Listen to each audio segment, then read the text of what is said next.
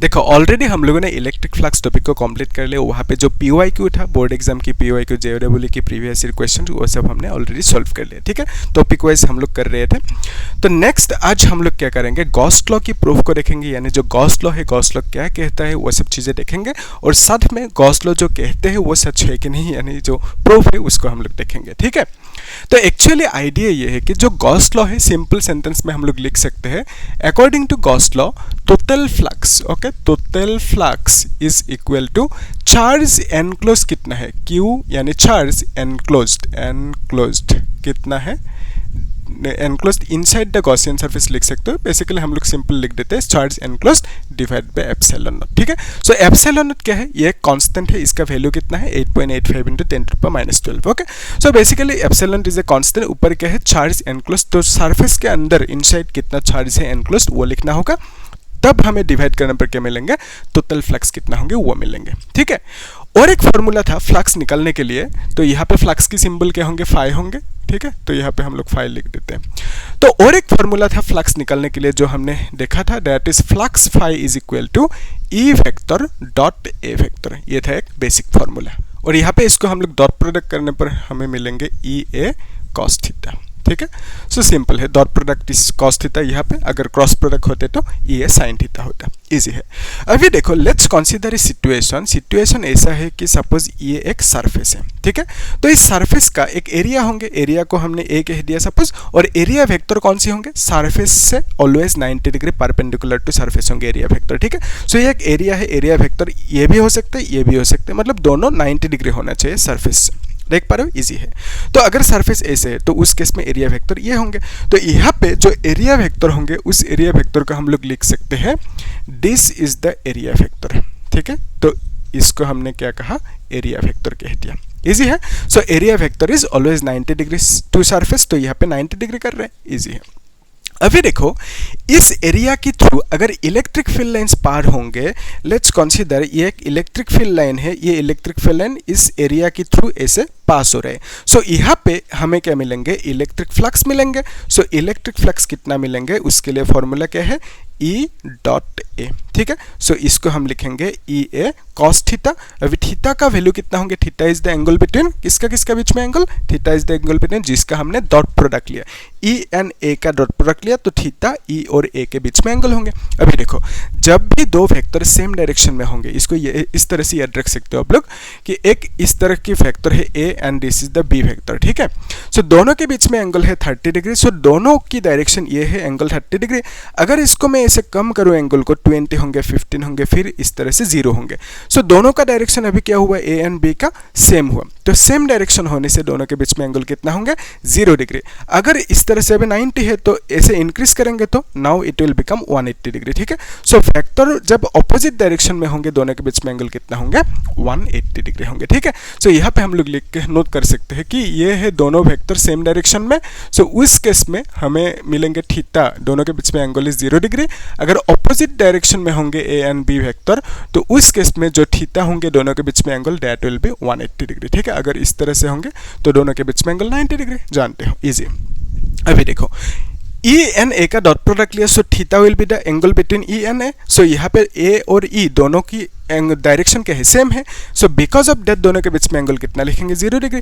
सो हम यहाँ से लिख सकते हैं cos 0 की वैल्यू कितना है, 1 है। सो हम यहाँ से total flux is equal to phi, that is E A लिख सकते हैं। ठीक है, इजी है। अभी अगर let's consider another situation, let's say एक क्यूबॉइड है। ठीक है, तो इस तरह से एक क्यूबॉइड है, ये क्यूबॉइड है।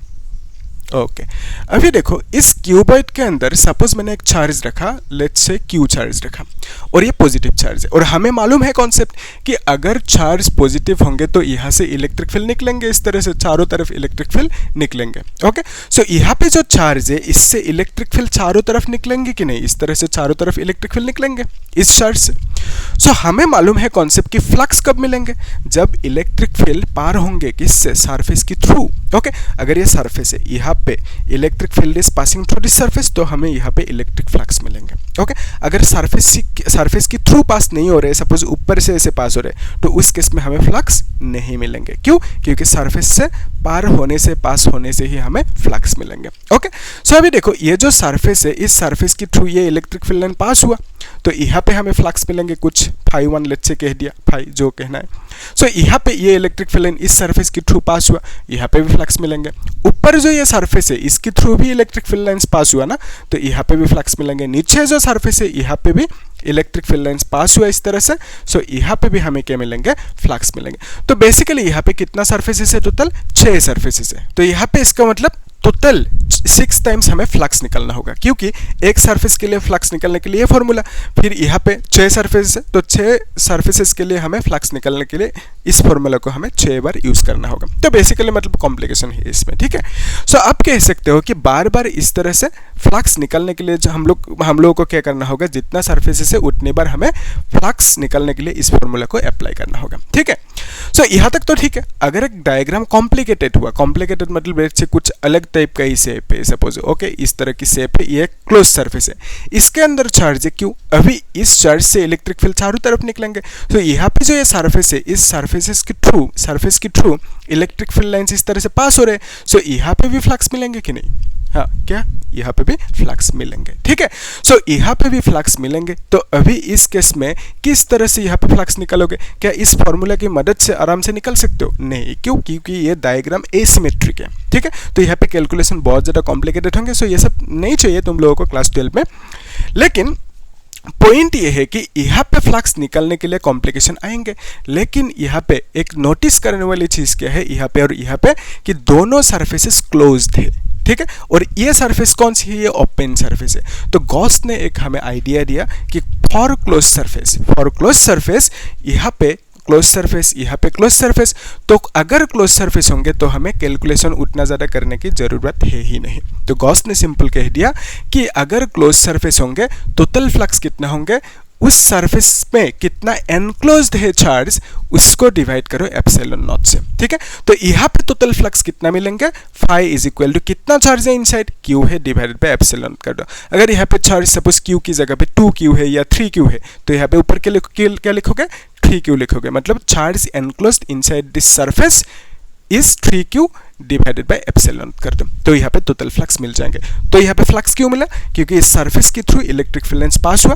कितना फ्लक्स मिलेंगे, ओके, कितना फ्लक्स मिलेंगे उसको निकलने के लिए गॉस ने क्या कहा कि charge enclosed divided by epsilon naught, ठीक है, इजी है। तो जितना भी चार्ज अंदर है एनक्लोज्ड है उसको डिवाइड करना है एप्सिलॉन नॉट से। सिमिलरली यहाँ पे टोटल फ्लक्स कितना मिलेंगे, इस केस में that phi is equal to charge कितना एनक्लोज्ड है, Q divided by epsilon naught, ठीक है।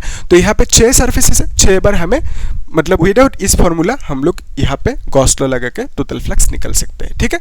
अगर गॉस लॉ नहीं होते तो क्या करना होता है कि इस फॉर्मूला को लगा के 6 बार यहाँ पे फ्लक्स अलग अलग निकल के सबको ऐड करना होता है टोटल फ्लक्स के लिए, ठीक है। तो अभी गॉस ने कह दिया सिंपल कि जो अगर क्लोज सरफेस होंगे, इनसाइड द क्लोज सरफेस कितना चार्ज है वो ले लो, डिवाइड बाय एप्सिलॉन कर दो, टोटल हमें फ्लक्स मिल जाएंगे आराम से, ओके। सो ये है गॉस लॉ। तो गॉस ने क्या कहा, अगर क्लोज सरफेस है, क्लोज सरफेस के अंदर जितना चार्ज है उसको डिवाइड करो एप्सिलॉन नॉट से, तो हमें मिलेंगे total flux, that is 5, okay, easy है। अगर लेट्स से एक स्फीयर है, एक फुटबॉल है, फुटबॉल के अंदर चार्ज है 2 कूलम्ब, ओके, या तो क्यू चार्ज है।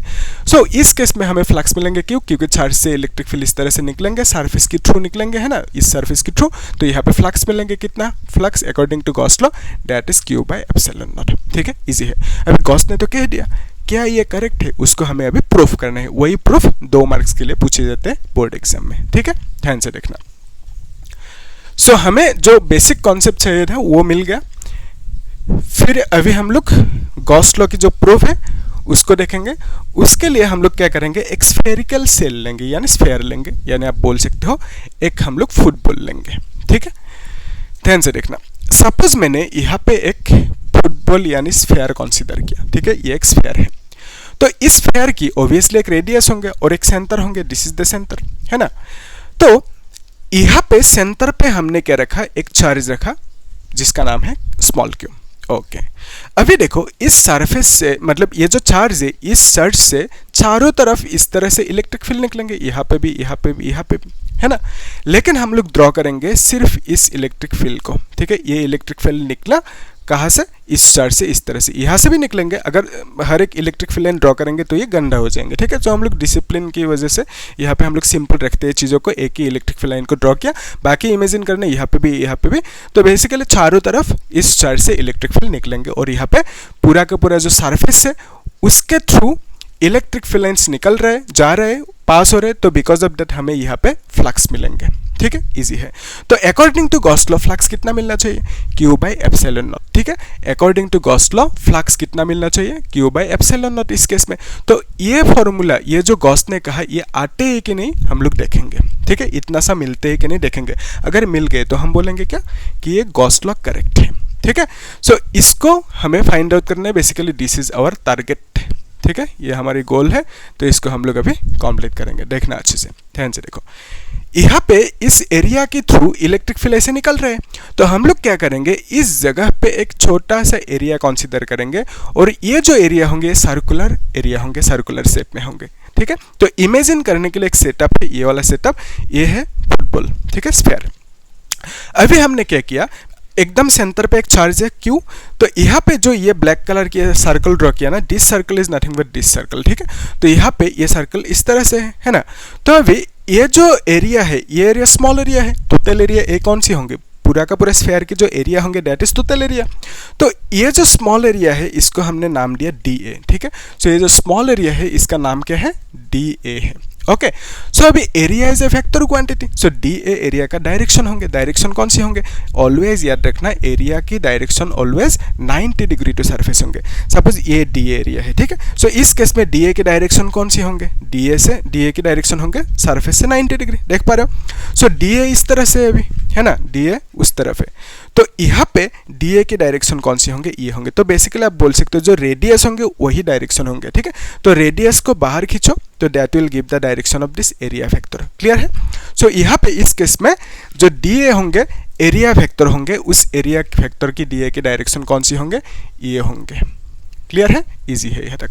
अभी ध्यान से देखो, जो कॉन्सेप्ट है, कॉन्सेप्ट क्या है, कॉन्सेप्ट ये है कि इलेक्ट्रिक फ्लक्स हमें कब मिलेंगे, जब इलेक्ट्रिक फील्ड लाइंस पास होंगे सरफेस के थ्रू, ठीक है, बेसिकली एरिया के थ्रू। तो यहाँ पे DA एरिया के through electric field lines pass हो रहे हैं कि नहीं, यस हो रहे हैं। तो यहाँ पे DA पे हमें क्या मिलेंगे, फ्लक्स मिलेंगे, ठीक है। सो DA is a small area, so small area DA के थ्रू अगर इलेक्ट्रिक फील्ड पास हुआ, सो यहाँ पे जो फ्लक्स मिलेंगे that will B small flux, जिसको हम लोग लिख सकते हैं d phi, क्लियर है। So d phi is the small flux due to area DA, small area DA। यहाँ पे आप लिख भी सकते हो d phi क्या है, स्मॉल फ्लक्स है, स्मॉल फ्लक्स है थ्रू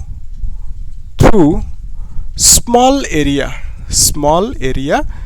DA। सो DA एक स्मॉल एरिया है जिसके थ्रू इलेक्ट्रिक फील्ड पास हो रहे, तो वहाँ पे हमें फ्लक्स मिलेंगे ऑलवेज। अगर ये कॉन्सेप्ट है, बेसिक कॉन्सेप्ट, इजी है कि मतलब एरिया के थ्रू इलेक्ट्रिक फील्ड जाएंगे तो वहाँ पे इलेक्ट्रिक फील्ड फ्लक्स मिलेंगे। अगर मैग्नेटिक फील्ड जाएंगे तो हमें क्या मिलेंगे, मैग्नेटिक फ्लक्स मिलेंगे, ठीक है। अगर ये पेन जा रहे हैं एरिया के थ्रू तो यहाँ पे हमें क्या मिलेंगे, पेन फ्लक्स मिलेंगे, इजी है, ओके। सो यहाँ पे जो d phi होंगे, d phi को निकलने के लिए फॉर्मूला क्या है, एक्चुअली फ्लक्स की फॉर्मूला क्या है, flux is equal to E dot A, अभी भी देखा है ना, तो E डॉट ए, तो इसको हम लोग लिख सकते हैं E a cos थीटा, है कि नहीं, डॉट प्रोडक्ट है, cos थीटा लिखा। सो d phi मतलब क्या होंगे, small flux, that is EDA लिखना होगा इस पर, ठीक है। तो एरिया स्मॉल एरिया लेना होगा, सो हमने क्या लिखा, EDA, क्लियर है। So d phi is equal to EDA small flux. So यहाँ पे हम लिख सकते हैं EDA cos थीटा। अभी थीटा किसका बीच में एंगल होंगे, theta is the angle between, जिसका हमने डॉट प्रोडक्ट लिया, किसका डॉट प्रोडक्ट लिया, ENA का डॉट प्रोडक्ट लिया। So theta is the angle between ENDA, ठीक है। सो यहाँ पे हमने देखा कि E और DA दोनों सेम डायरेक्शन में है, तो सेम डायरेक्शन में जब भी दो फैक्टर्स होंगे दोनों के बीच में एंगल कितना होंगे, 0 डिग्री, ठीक है। तो यहाँ पे थीटा की वैल्यू हम क्या लिखेंगे, 0 डिग्री, यानी E और DA के बीच में एंगल कितना होंगे, 0 डिग्री। क्यों, क्योंकि E and DA they are in same direction, easy है। अभी देखो cos 0 का वैल्यू कितना है, 1 है, सो हम लिख सकते हैं EDA। तो यहाँ पे हमें क्या मिला, d phi is equal to इतना सा मिला। अभी ध्यान से देखना, अगर यहाँ पे एक DA है तो उस केस में एक d phi मिला, अगर यहाँ पे 2 DA है तो उस केस में दो डी फाई। अभी देखो ये पूरा का पूरा जो एरिया है फुटबॉल है स्फेयर है, ये पूरा का पूरा स्फेयर की थ्रू इलेक्ट्रिक फील्ड लाइन से निकला, तो पूरा का पूरा एरिया में स्फेयर की पूरा का पूरा सरफेस में हमें फ्लक्स मिलेंगे, है ना। सो टोटल फ्लक्स निकालने के लिए हम लोग क्या करेंगे, इंटीग्रेशन। उससे पहले एक चीज देखो, अगर यहाँ पे सपोज 100 डीए है, ठीक है, इस तरह से पूरा का पूरा फुटबॉल के एरिया में स्फेयर के एरिया में कितना डीए है, 100 डीए है, तो उस केस में एक डीए के लिए कितना डी फाई मिला, एक डी फाई मिला, तो 100 डीए के लिए कितना डी फाई मिलेंगे, 100 डी फाई मिलेंगे, तो टोटल फ्लक्स कितना होंगे, that will be equal to 100 D phi होंगे, ठीक है। अगर 100 डी ए होता, 100 डी स्मॉल एरिया होता, तो उसके केस में टोटल फ्लक्स कितना मिलेंगे, 100 डी फाई मिलेंगे। लेकिन क्या हमें अभी यहाँ पे मालूम है 100 नंबर ऑफ डीए है या कितना है, नहीं मालूम है। सो बिकॉज ऑफ दैट हमें क्या करना होगा, इंटीग्रेशन की मदद लेना होगा, ठीक है। तो इंटीग्रेशन क्या करके देंगे, इंटीग्रेट का मीनिंग क्या है, इंटीग्रेट करना मतलब ऐड करना, ठीक है। सो इंटीग्रेट करना मतलब अगर ऐड करना है तो हम लोग क्या करेंगे, यहाँ पे एक डी फाई लेंगे, उस डी फाई को इंटीग्रेट करेंगे, यानी हर एक डी फाई को इंटीग्रेट करेंगे हम लोग, तब हमें क्या मिलेंगे, टोटल फ्लक्स फाई मिलेंगे, ठीक है। So integration will give the total flux, यानी स्मॉल डी फाई को इंटीग्रेट करेंगे तो हमें क्या मिलेंगे, टोटल फ्लक्स मिलेंगे। अगर स्मॉल एरिया को इंटीग्रेट करोगे तो हमें मिलेंगे टोटल एरिया यानी बिगर एरिया, ठीक है। तो यहाँ पे इंटीग्रेट करना मतलब डी फाई को, इसका मतलब क्या है, छोटे छोटे जो डी फाई है स्मॉल फ्लक्स है सबको हमने ऐड किया, ठीक है। तो यहाँ पे हम लोग डी फाई की जगह पे लिख सकते हैं ई डी है ना। तो यहाँ पे ई एक कांस्टेंट है, बाहर आ जाएंगे, सो यहाँ पे डी ए लिख दिया। अभी बहुत लोग पूछ सकते हैं, दिमाग में आ सकते हैं कि ई अभी बाहर क्यों आया, क्योंकि कांस्टेंट है। कांस्टेंट क्यों है उसको भी देख लो साथ में, ठीक है। तो कांस्टेंट इसलिए है क्योंकि एक चार्ज है, सपोज ओके, चार्ज से थोड़ी सी डिस्टेंस दूरी पे यहाँ से यहाँ तक की डिस्टेंस आर मान लिया, ठीक है। सो यहाँ से यहाँ तक की डिस्टेंस आर है, सो इस पॉइंट पे जो इलेक्ट्रिक फील्ड मिलेंगे इसका फॉर्मूला क्या लिखोगे, K Q divided by r square. Okay, simple से फॉर्मूला जानते हो, के है, K is nothing but 1/4 pi epsilon naught which is a constant. इसका वैल्यू कितना है, 9 × 10⁹। तो के इज ए कांस्टेंट, ये चेंज कभी नहीं हो सकता। क्यू, ये जो क्यू है चार्ज, क्या इस चार्ज को आपने चेंज किया, नहीं किया। इसका मतलब यहाँ पे जितना चार्ज पहले था अभी भी उतना ही है, तो basically charge is not changing, charge is constant. क्या इस आर को चेंज किया, नहीं किया, रेडियस को चेंज। तो बिकॉज ऑफ दैट आप कहोगे कि आर इज ऑल्सो कांस्टेंट। तो यहाँ पे तीनों क्वांटिटीज के क्यू आर कांस्टेंट है, सो इसका मतलब ई भी क्या होंगे, कांस्टेंट होंगे, ठीक है। सो ई कांस्टेंट हुआ तो बाहर आ जाएंगे एज पर रूल, तो ई बाहर आए, सो हम लोग सिर्फ इंटीग्रेशन किसको करेंगे, डी ए को, ठीक है। तो अभी ध्यान से देखना, अगर हम लोग डीए को इंटीग्रेट करेंगे तो हमें क्या मिलेंगे, टोटल एरिया। डीए मतलब क्या है, small area. So small area को इंटीग्रेट करेंगे तो टोटल एरिया मिलेंगे किसका, इस फुटबॉल की यानी स्फेयर की। तो स्फेयर की जो एरिया है वो कितना है, area of sphere is equal to 4 pi r square. Easy है। सो एरिया डीए को इंटीग्रेट किया तो हमें क्या मिला, total area of this football यानी स्फेयर। तो इस डीए को इंटीग्रेट करने पर हमें मिलेंगे total area that is 4 pi small r square. Okay, easy है, क्लियर है यहाँ तक। सो हमें क्या मिला, फाई की value E 4 pi r square मिला। अभी ध्यान से देखो लास्ट स्टेप। ओके, तो इस केस में फाई इज इक्वल टू हम लिख सकते हैं कि ई 4 पाई आर स्क्वायर। अभी ई क्या है, E is nothing but electric field, तो यहाँ पे इलेक्ट्रिक फील्ड को रिप्लेस करेंगे Q divided by r square, और यहाँ पे 4 पाई, फिर यहाँ पे आर स्क्वायर लिखेंगे। इजी है, क्लियर है कि नहीं, देखो यहाँ तक। ओके, तो अभी नेक्स्ट स्टेप में देखो, यहाँ पे क्या क्या कैंसिल आउट होंगे, आर स्क्वायर कैंसिल आउट होंगे, और के का वैल्यू क्या है, K is nothing but 1/4 pi epsilon naught, ठीक है। तो फिर यहाँ पे हम लिख सकते हैं Q divided by r cancel हो गया ना, आर को कैंसिल आउट कर दो, तो हम लोग लिख सकते हैं सीधा यहाँ पे Q होंगे ना, फिर यहाँ पे 4 पाई होंगे, ठीक है। सो 4 पाई कैंसिल आउट हो गया, सो हमें क्या मिलेंगे, Q बाई एप्सिलॉन नॉट मिलेंगे, और ये किसका वैल्यू है, फ्लक्स का, ठीक है। सो टोटल फ्लक्स कितना मिला हमें, Q बाई एप्सिलॉन नॉट, और वही टारगेट था हमारा। गॉस ने क्या कहा, टोटल फ्लक्स कितना मिलेंगे, जितना भी गॉस ने सिंपल कहा कि जितना भी कैलकुलेशन करना है कर लो, लेकिन टोटल फ्लक्स कितना मिलेंगे, अगर क्लोज सरफेस होंगे that will be equal to Q by epsilon naught, ठीक है। सो गॉस ने जो कहा था सही कहा, हम लोगों ने प्रूफ करके भी देखा, और ये प्रूफ पूछे जाते हैं 2 मार्क्स के लिए बोर्ड एग्जाम में, ठीक है।